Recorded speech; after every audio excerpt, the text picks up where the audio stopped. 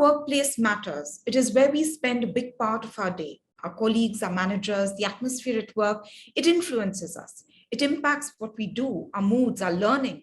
You can feel cherished and driven to work hard, and that benefits everyone. On the other side, for some of us, workplaces can be very dark and scary places where you feel stuck or like you don't matter. And that too impacts our work, our personalities, our growth, and ultimately the productivity of the company. Feeling included matters to each and every one of us. So then, how can our workplaces have and build a strong, vibrant culture of inclusivity? I'm Maloni Bhatt and pleased to welcome this panel to throw light on this very important topic. We have with us Mr. Amit Chincholikar, Global Chief Human Resources Officer, Tata Consumer Products, Hem Kanwar, MD, Human Resources at Accenture India, Rachna Mukherjee, Chief Human Resources Officer at Schneider Electric India and South Asia. Thank you very much for joining us. Hem, to you, the first question. What does a D&I strategy include? Why is it critical today? And how does one measure that it actually works? You know, the business case for diversity and inclusion is well established. Progressive organizations see it as a business imperative that is essential for their success in a very hyper-competitive world where an organization innovation matters. Inclusive leaders recognize that if their organizations are made up of people who look the same, walk the same, talk the same, then they also have the same blind spots as everybody else. And therefore they see the same trends, they miss the same opportunities. And therefore, for organizations who are diverse and inclusive, the work environments are more adaptable, they're more creative. These organizations also become magnets that attract top talent. And therefore, the importance of diversity and inclusion just cannot be emphasized enough. But to your second part of the question, I think, which was, how do you create a very strong D&I strategy in an organization? And from our experience, the commitment to creating a culture of equality really starts from the top. But this commitment is really grounded in three fundamentals. Number one, really being bold leadership, which steers the culture with very open, transparent commitments and actions. And while the culture of equality starts from the top, it very strongly rests on the belief that it is a business imperative and it is treated in the same way as any other strategic priority. Number two is comprehensive action. This is when people in an organization experience policies and programs without any bias, without any barriers. The third one is empowering environment. This is when we respect every individual, we celebrate their uniqueness, we give them the freedom to be creative and work flexibly. So those are the three pillars that a very comprehensive diversity and inclusion strategy should be based on. Amit, I'd like to come to you second. What is the meaning of a strong inclusive culture and leadership at Tata Consumer Products? So in fact, I'll just build a little bit on what Hem said as well, right? I think the definition of a strong and inclusive culture, I would say, not just at Tata Consumer Products, but I would say at any place that prides and thrives on this, is the ability, I would say there are three indicators, right? There is the ability of people to speak up. What's on your mind? Point number one. Point number two, I think it is about recognizing that the big stumbling block, if I'm use the term, is that there is a belief that only one particular segment or particular types of segments at our workforce, be it women or especially abled folks, need flexibility. I think the pillar of a strong and inclusive culture is the fact that everybody needs flexibility, and then you recognize that piece. I think the third point relating to this is this whole element of what we like to call as work-life balance, being able to find that. And what one means by that is that one must recognize that what you do and who you are sometimes not the same.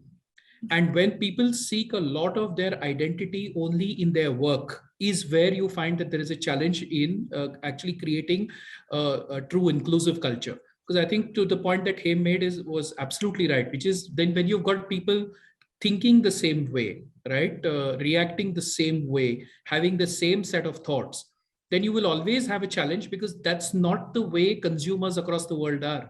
And I think it doesn't matter whether we are in a B2B business or a B2C business. At the end of the day, if you think about how decisions get made around not just what brand of tea you buy, but what brand of car you choose to purchase tomorrow, or what is it that you look for when you're making a house decision, any consumer purchasing decision, I think 80% of those decisions are influenced by or actually taken, for example, in this particular case, by women. So if you don't have an equally representative, thought process within your organization, you are truly missing out on consumer insights that are valuable, that truly make a difference. So I think I would say those are the hallmarks of a true, strong, and inclusive culture. I think the ability to always speak your mind and be yourself. Second is recognizing that everyone needs flexibility, and therefore it should be it is the hallmark of an organization.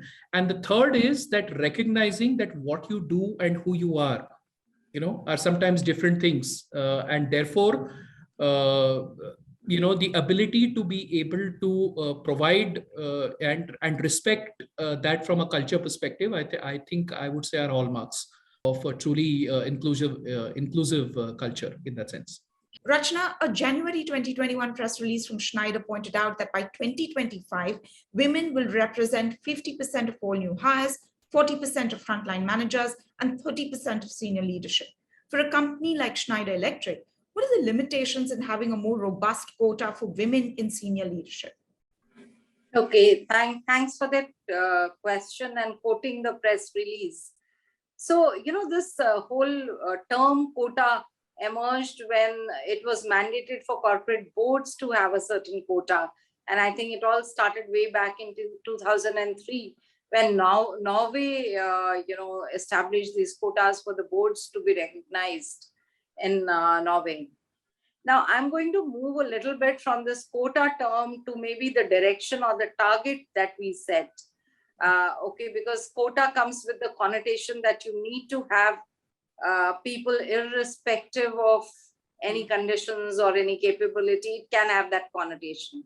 While we are talking of having women who are really capable and bring unique perspectives and valuable perspectives to the organization. So since you touched on the organization, I'll elaborate a little more. 2013, we started in a larger way on this gender balance journey in India. Of course, it was there even before, but in a much larger and deeper sense. And in a couple of years, in very quick succession, actually, because of the way we drove it, in 2-3 years, we increased in India our women percentage by 19 points. And guess what? Our profitability increased also in equal measures, 1 or 2 points here and there. Now, I'm not trying to say that everything was due to the gender balance that emerged as a journey, but one of the aspects impacting the profitability was also the gender balance and the inclusion that was brought about. So I think it is well recognized that women drop out of the workplace largely because of these 4M reasons, which is to do with maternity, mobility of the spouse when the woman is expected maybe to become a trailing spouse, marriage, the pressures that come in after that, and of course when elder care and medical care comes about. How we can really not bother about just these the so-called quota, but look at the direction and the targets. We do need targets, but if we really align the direction well, then we can focus on a complete holistic approach. And that's what we did in the organization in terms of the way we hire, who we hire, the way we develop, not just the women, but the leaders, the managers, and train them on aspects of, bias, unconscious efforts or biases that can be there. Also have enabling policies and, enabling processes wherein all kinds of aspects are open to everybody. I really like what Amit said. It's not about flexibility for women. It is for flexibility for everybody. So if a man wants to wind up work at 4 and go and play tennis, should be possible in the work environment to do it. And so also for a woman, if she wants to pursue a hobby. But also it gets probably, while the policies are for all segments of employees, maybe because of the social roles which women end up playing, it can get adapted a little more by women than men, but it really depends from organization to organization. So what kind of policies, particularly parental policies, you can have helps a lot. And then I think while it may be a drop in the ocean, but societal commitments go a long way in communicating what an organization tends to do. We did look at that. And lastly, the advocacy by leaders. It begins with ownership from leadership, and it also gets impacted very positively when leaders and managers are advocates of why this is being done. I'm not repeating the business imperative, which was so precisely called out by him and Amit, but I just said that one of the case in point for us was the way our profitability grew, in line with the way the gender ratios were growing, this being one input into the whole profitability. So I think the targets and the direction really give you what you need to achieve, but then it is all about building these policies, processes, and the inclusive culture to go till there. That's how I would call it out. Hemi, if I can pick up from where Rachana's left off, there is often a gap between the organizational policies and the realities that people experience at the workplace, especially those people who identify as non-binary or with disabilities or even women. So how can organizations, you feel, can address this? Well, it is a valid concern. It's a concern that needs concerted effort to set right. And despite best intentions, diversity demographics show exclusion of the sensitive segments that you called out. Folks who identify as non-binary or folks with disability, as well as women. Now, to share some data with you, and Accenture did this research called Getting to Equal Research. It's a research that spanned 5 years. It was across more than 120 countries, a large number of organizations. And what that research really told us was, one, only 31% of LGBTQ employees are fully open about their gender identity and expression. Two, 57% of employees believe that their gender identity, gender expression slowed their progress at work. There were as many as 76% employees with disability who were not fully transparent about it. And therefore, while there are great intentions, there's still a long way to go before we bridge this big gap. And how do we bridge this gap, to your question, Manoli? To make equality in the workplace a reality, organizations just need to prioritize it. It's as simple as that. They need to prioritize it. They must make it as important as financial growth. The challenge is that while leaders think culture is important, most are not prioritizing it enough. So that's one. Second is the need to recognize unconscious bias and work on very mindful decision making. Eliminate bias from the decision making process through checks and balances. Have neutral voices and have moderators. Having visible symbols of support and encouragement is another one. A culture of equality is a multiplier. It's a multiplier where people thrive and create value. And research tells us that people feel a huge sense of belonging and inspiration when they see role models. Quoting the same research that I was referring to earlier, 76% of LGBT employees said that seeing people like themselves in senior leadership positions help them thrive. And therefore, having allies, having champions goes a long way. Culture of equality, both Rachna and Amit spoke about that, where there's a there's a true sense of belonging. It's built through connectedness. There's care, compassion, there's psychological safety to speak up without fear. There's storytelling by employees from very diverse communities, and that increases the diversity IQ and EQ amongst employees. And the last one I would call out is building a very, very robust diversity pipeline, hire and grow a diverse set of people. So those are a few that I would offer. Amit, what's the best way that an organization can communicate its passion and seriousness about building a strong, inclusive culture? So, some of these things involve a little bit of, how shall I say, introspection and looking within in some ways. And the reason why I say that is, unlike several other things that you could say you restrict to workplace, right? Being inclusive or, being respectful and understanding the value that diversity brings is actually a little bit of a social construct.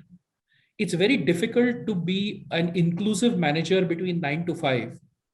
If your set of personal beliefs are a little different from that whole premise, very often. So a large amount of challenging stereotypes and unconscious bias comes from being able to, one is, of course, if I may use the term, an organizational mandate to say this is important, which people will understand and take it as something that is coming from an organization perspective or an organization standpoint. But if you have to truly change mindsets, then in my view, we need to appeal to a little bit more than the mind. In some ways, probably the heart. And what do I mean by that? It is not surprising that in fairly detailed amount of research, that CEOs who had daughters, for example, were far more supportive or understanding of the value that diversity would bring.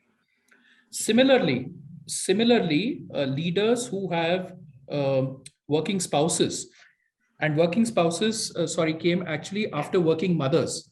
So if you come from a family wherein you have always seen women in your house in particular working, then there is a degree of respect that you bring in to be able to say that, the rest of the systems pretty much adjust to make sure that whatever is important from a personal satisfaction, growth, contribution perspective, that a woman or any other form or anybody who's from any other form of diversity is actually being able to bring to the table. So to my mind, it's very important to be able to appeal, if I'm use the term, to the heart for people, to be able to come through on something like this. How do you do that? So one is, like I said, we encourage, at Tata Consumer, we encourage a lot, we encourage people to think a lot more around their own personal life situations. Now, you'll find that it's interesting that at least, of all the children who've been born in India after the year 2000, more than 70% of families have at least one, girl in the family. And it's therefore no coincidence that you find that there are more women in engineering now. There are more women in MBA schools. And, they are doing far, far better by any metric compared to where the men are on, on that stage or on that platform in some way. So at the end of the day, I think when everyone wants the best for their spouse, their sister, and their daughter, you'll automatically find that they are a little bit more open to the idea of, therefore, if I have to hire more diverse talent in teams that work with me, they're very much more open to that fact, right? Point number one. Point number two, around this whole point of unconscious bias. One is to talk about it, right? To say there is unconscious bias, there is unconscious bias. But the way we did it was, for example, when we put out, what we started doing was, over a period of time, we started masking names on CVs that would come in for particular roles. So you advertise a role, and I'll come to advertising the role in a bit as well. But when you present a set of profiles, and then you find that, okay, I've got 5 or 6 profiles, I've masked the name out, right? And then you find that of the profiles that were being shortlisted, you found more than 50% were actually women. And then managers realize that, oh, maybe there was a bias that I was there, despite the best intent. If I were to go purely by what we call as the content of what is it that the person has done, as opposed to the gender or preference or anything else that an individual may have, suddenly people started realizing, oh, okay, unconscious bias is not such a bad thing to have.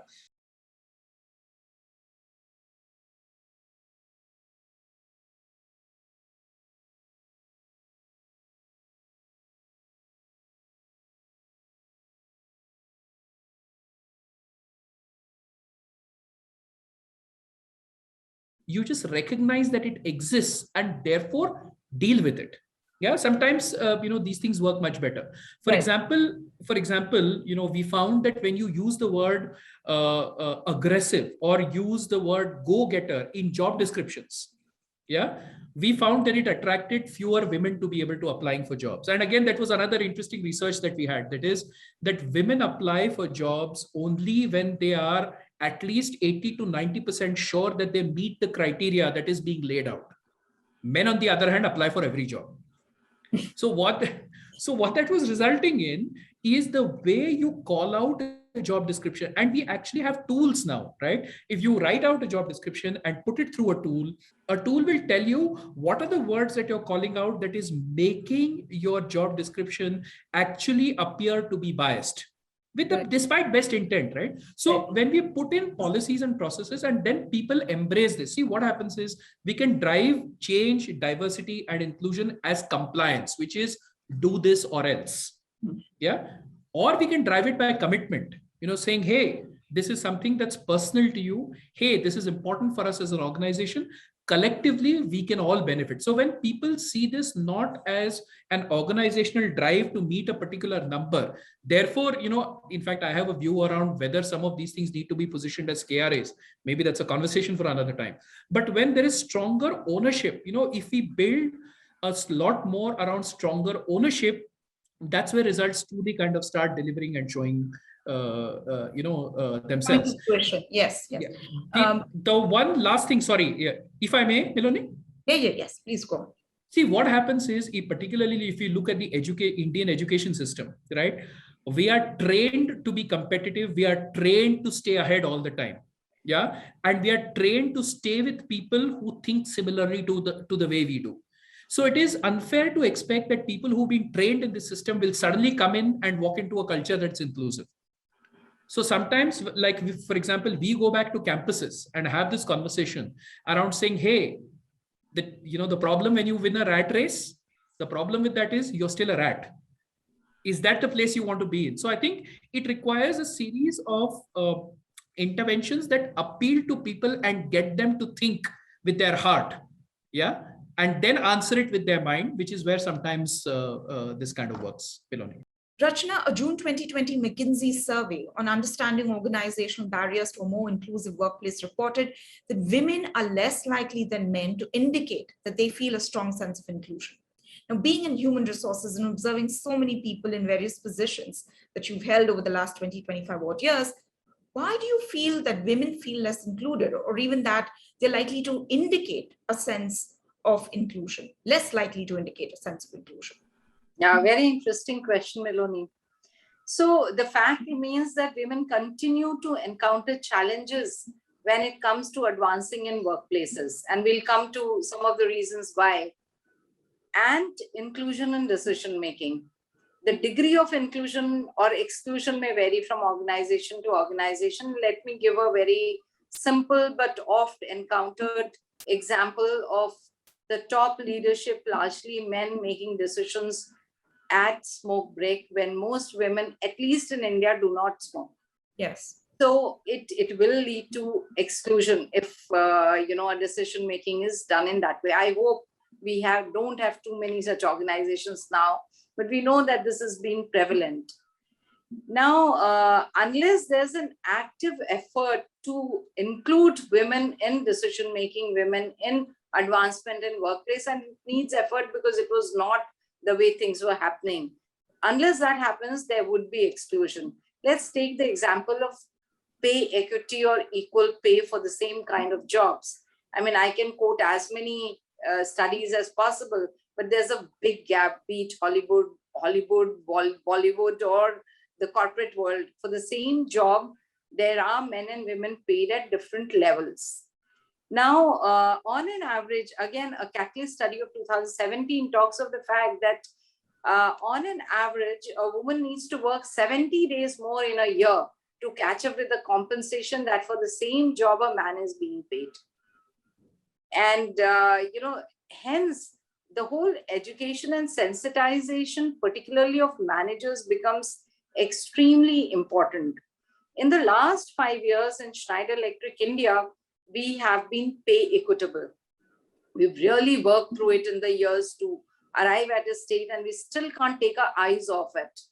And it means that in everything that we do, every policy, every people process, there has to be a mirror to show to the managers or leaders on how things are panning out. It's not, like Amit rightly says, it's not the intention to have, largely there's not an intention to have a gap, but it ends up panning out in that manner. If you look at any people process, you look at performance appraisal, at the end of it, if you were to do an analysis of who were the highest rater, if it is in line with the sort of ratios you have, it's good. But you may find the ratios are lopsided. If you look at promotions, you look at increments, you look at talent ratings, and you look at all of this and keep sharing the mirror, I think the awareness builds and the conscious effort towards it comes in. And hence, this whole unconscious bias, or whatever we may call it, an effort to build awareness around it and education around it, because the best intended people may in their day-to-day activities or actions end up doing something which is going to be excluding. Women face a unique set of challenges. If we want everybody in the corporate employee segment to feel equally included, equally valued, the unique set of challenges which women face needs to be recognized and needs to be addressed. Now, somehow the social roles, the way they have got divided, the way they have got, established, in some ways need women to play multiple roles, not just the roles that they play in the corporates. And it interferes at times with the corporate roles, the time, the flexibility. And that's why I said, while you may have policies for everybody, they'll be adapted by different segments of employees in different ways. So that was something that I definitely wanted to call out. And somehow the whole stereotype of men taking charge and women taking care, it comes somewhere in the way people tend to view. And hence, I think what was called out is really apt. When you hire, if you do a blind hiring where the name, age, gender is masked, and even from the job descriptions, like it was rightly said, you remove these very typical terms like aggressive and taking charge and all, it helps move a little bit in the direction of inclusion, I would say.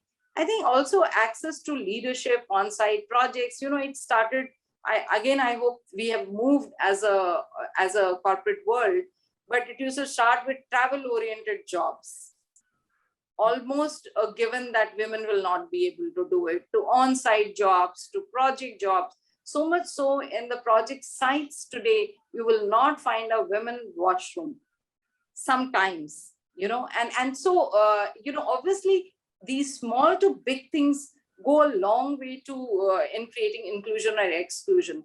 I think role models play a very, very important role. The more role models women find, youngsters find, or people with disability find, the more they're encouraged and the more they feel included. I also think coaching and sponsorship play a big role, particularly sponsorship, which is not just about coaching or mentoring. It's about actively playing the role of a sponsor to position, get visibility, etc., for the segments which are not in the mainstream, to bring them in the mainstream or the majority, whatever it may be. And that's where I think policies such as flexibility come in a long way. In fact, I would say that the need is also for education of men in the organization and in the society. We don't train our men to share equal responsibility at home. We don't train. If somebody does it, great. If somebody, just by having a woman at house, it's not going to change the load balance, right? But if you expect somebody to play a great role in the career, but have all the 100% roles to be played at home. So I think there is also need for organizations to acknowledge it.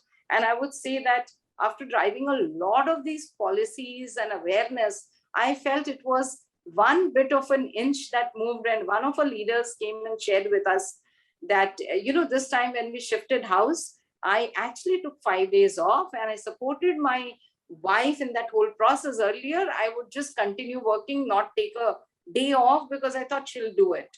And I think those are the smaller things where changes happen. So inclusion absolutely has to begin from everywhere. It's best if it begins from home, but then a lot has to be done in the workplace for the inclusion to be felt. And if it is not felt, then indicating it's not felt is only natural. Fostering an inclusive culture does not happen overnight. So what, according to you, would be the average time that is required to genuinely make inclusive culture a reality which is experienced by everyone? Yes, it will not happen overnight. To create a culture of equality and move the organization towards one which is inclusive, diverse, one needs to incorporate equality in the business strategy, as we discussed earlier. And to make that process very actionable, the organization should establish a roadmap based on data, based on tracking progress periodically, hold leaders accountable. It requires a complete 360-degree approach with metrics and enabling policies, supporting the support structures, culture, investing in people. And that is not a low-hanging fruit. It requires effort and therefore doesn't happen overnight. But to your question on how long on an average will it take, time taken is subjective. Time taken is subjective because it depends on the goals envisioned by the organization. Similar to the example that Rachna shared about Schneider, to share the Accenture example, back in 2017, we made a very early and a global commitment to achieving a gender-balanced workforce by 2025, meaning that we would have equal number of men and women in the organization by that time. And we are well on our path to achieving that goal. So by 2025, we'll get there. But over the last few years, and 2017 to now, over the last few years, achieving this goal has been a shared priority for everybody in the organization. It's been, and we've been very, very intentional about it. Across that entire 360-degree approach that I spoke about, it's been very intentional. So not a low-hanging fruit, not happening overnight. And the time period, I would imagine, Maloney, is subjective. It's really a function of where does the organization want to get to, where is it today, and where does it want to get to? Amit, now there are some boards of directors, say for instance, Nike, Starbucks, and Uber. Now what they've done is they've tied executive compensation to diversity goals. Is that even an idea for India Incorporated? So look, I think we've got to see, just in light of what Haim said as well in terms of time frame, right? Now there are organizations that will view this as a 100-meter sprint. Yeah, you get on to the game quickly. You want to see quick results. Move it fast, move the trigger forward, and let's just get it done. Yeah, which, pardon my saying so, is a very male way of thinking, right? Which is, show me the number, I'll chase the number, I'll get it because I'm so driven by targets. There are certain principles or certain ways in which this can be done, which is treating it like running a marathon, right? A, it requires preparation. B, it cannot be done by everybody. And C, at the end of the day, it requires a huge amount of effort from both the body and the mind to make it happen. So the simple way of looking at it is, yes, can you put in metrics and say that, yes, we will start measuring it? One way of looking at it is saying whatever gets measured gets done. So let's put it. And then what will happen is, in a lot of cases, people will start chasing the numbers. And therefore, the whole thing of the quota concept will start coming in, saying, oh, if I don't do this, it's going to start impacting my bonuses. So let's quickly kind of start getting this done, right? In my view, actually, diversity is about counting the numbers, but inclusion is about making the numbers count. Yeah. So if you were to look at other set of metrics, so for example, in Tata Consumer, we have this whole construct that says that if you have to get promoted to a role that involves managing a team, then we will look at what is your inclusion quotient. We will look at getting feedback around how inclusive a manager or how inclusive an individual are you as a team player, etc. So it impacts your growth in the company if you do this correctly. And it's a little bit of a qualitative metric. It's not a quantitative metric. So what I would say is that if there is an organization that wants to show and make rapid progress, right, then it makes sense to put them down as specific goals, and say that yes, this is how I'd like to kind of look at it from a board perspective. But I think if you have to make this journey truly succeed, right, then it is about showing intent from the top, ensuring action in the middle, and ensuring execution at the bottom. Because if you do all of this and still don't align the way people think in your organization, you will drive inclusion, you will drive diversity, but you'll not be able to drive inclusion. Rachana, can you come in on this? I'll just repeat my question that, both companies like Nike, Starbucks, and Uber, they tied executive compensation to diversity goals. Do you think it's something we should do? Okay, so I certainly think that there needs to be a holistic approach. Just having a metrics or tying it to something is not going to help, because the whole culture needs to evolve in that direction, which means all the things that I've spoken of earlier and my co-panelists have spoken of needs to be done. However, I do personally believe, and also Schneider as an organization believes, that finally it has to be somewhere where it can be measured. So for example, a sustainability, diversity, equity, and inclusion is very closely tied to our sustainability and development goals. And that is a overall, the global board commitment that we give. Sustainability is very closely connected with the purpose of the organization. So when we call out these sustainability development goals as SDGs, as they are called, when we define them, we've defined some of those goals also on the sort of gender ratios that we will achieve, or the fact that we will provide gender equality, pay equity. So those are also, so by certain time frame, all geography should have become pay equitable. If we don't call it out, we believe it will be a little diluted, may or may not be taken very seriously. And while all softer aspects of the culture is encouraged and strongly worked on, some ways there is an impact, and positive and negative impact on leaders if they are not working in the direction. It's like the core values, right? You have to be aligned to them. It doesn't work if you're not. And for us, our EVP has diversity in it, our core values has, our leadership attributes has. So it's very linked to it. Now, these sustainability goals that I talked to you about are actually connected with the bonuses we pay. So it is linked to a short and long-term incentive plan.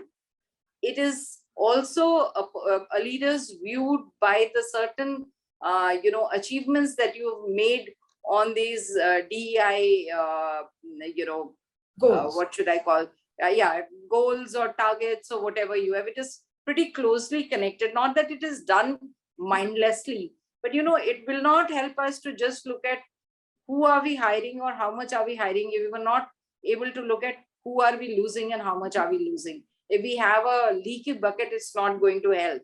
And if there is attrition happening, then a leader should be answerable, man or woman. But if the attrition is higher of women, a person has to be answerable on why is it happening in a particular team. And this you can do when you measure and you can share the mirror. Of course, the action is all inclusive, but at least you can keep showing what's happening. And that we do in a very planful and a very rigorous way in the organization. And there is an encouragement for leaders to make these bold public statements on what are they going to do differently to usher in DEI to a next level than they already are. So that's how we drive this. Yeah, that's very, very interesting. We spoke of unconscious bias and everyone has brought it up. Now, can you share some tips with us on how do you identify and tackle your own unconscious and hidden biases? And for leaders especially, how do you work on it? Because, all of you have pointed out that this is a kind of a top-down approach. Well, let me just start by saying that we are all biased. Yeah. That's how our brains are wired, and unconscious bias does exist across the organization. Author Malcolm Gladwell calls it the power of thinking without thinking. And bias are also tricky to manage because it's difficult for us to see our own biases. It's a blind spot. But the first step to overcoming a bias is really learning what a bias is. Next one is about awareness of bias in oneself, understanding its impact on relationships, on people, and when leaders allow decisions to be informed by data, they involve more people in policy and decision-making process. That surely will help. Leaders expanding their networks to include people who are not like them. Having a contrarian point of view in the team is valuable because it brings in divergent perspectives. Building the right culture, encouraging open conversations across levels, across teams, across the organization can alter our understanding of one another. And to take from what Amit said, the age-old maxim of what gets measured gets improved. As a leader, holding yourself and your team accountable for improving the environment by frequently measuring sentiments and actions of the team will go a long way as well. So my question to you is that do people who undergo these inclusive workshops, training, the diversity workshops, do they usually shed their biases? And how long does it take? And if they don't, then, what is the point of the workshops? So look, I think biases can never be shed. Yeah, you can, because what makes us unique in our own ways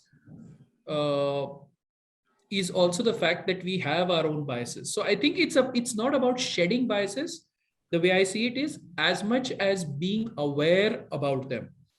Just knowing that there is a bias in a particular way or particular form, I think is a very, very big step and a very, very big leap that kind of happens. So I think the biggest lesson for us from a series of workshops or series of conversations that have happened is there are two things. One is that and if I may use a cricket analogy, right? They always say the best players in the world always said that the secret to their success was they never faced the bowler, they faced the ball. And what that means is that you do not allow your bias to come in the way of either information flow or decision making or any of those things that kind of start playing in the way, right? So I think just being a little bit more aware very often makes a huge impact. Point number one. Point number two, not all biases are necessarily always bad. So for example, if we say there is a bias for action, there is a bias for execution, there is a bias for excellence. Yeah. What happens is you can actually channel your biases in a positive way to let the organization know what is it. A lot of biases is also about what is it that you'll tolerate and what is it that you'll not tolerate.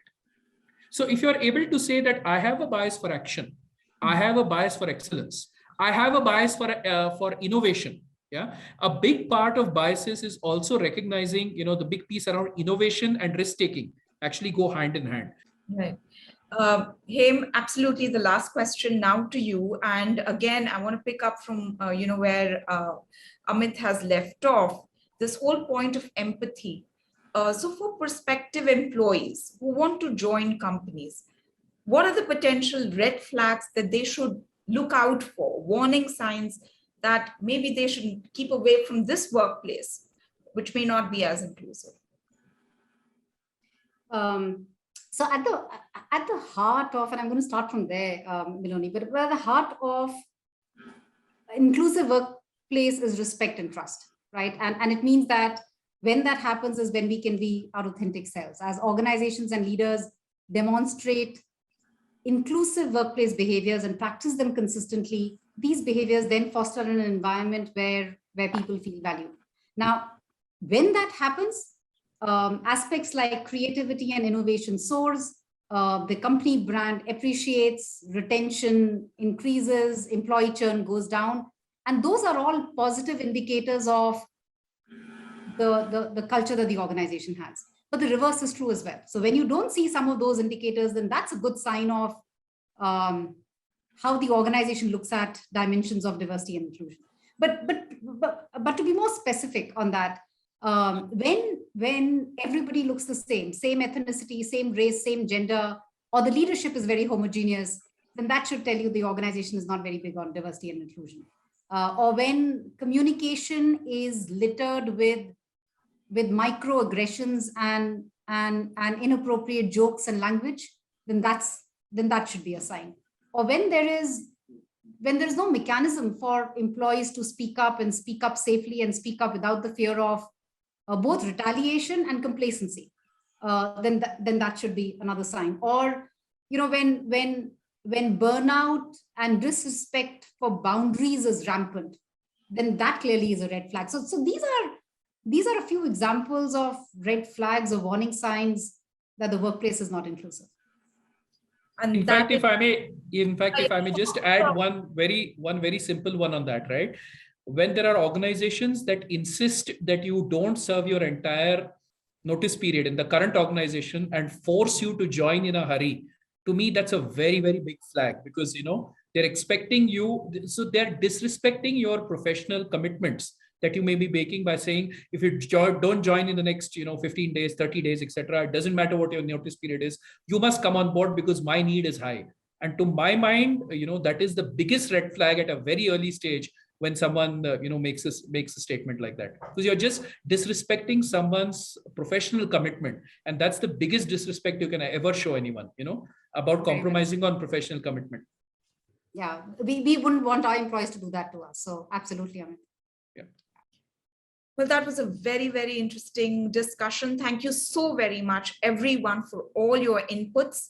Hem Kanwar from Accenture, Rachna Mukherjee from Schneider Electric, and Amit Chincholikar from Tata Consumer Products. Thank you so very much for your time. There's lots more that's coming up on ETPrime Women Leadership Awards, so do check it out. But from all of us and me, Maloney Bhatt, it's goodbye.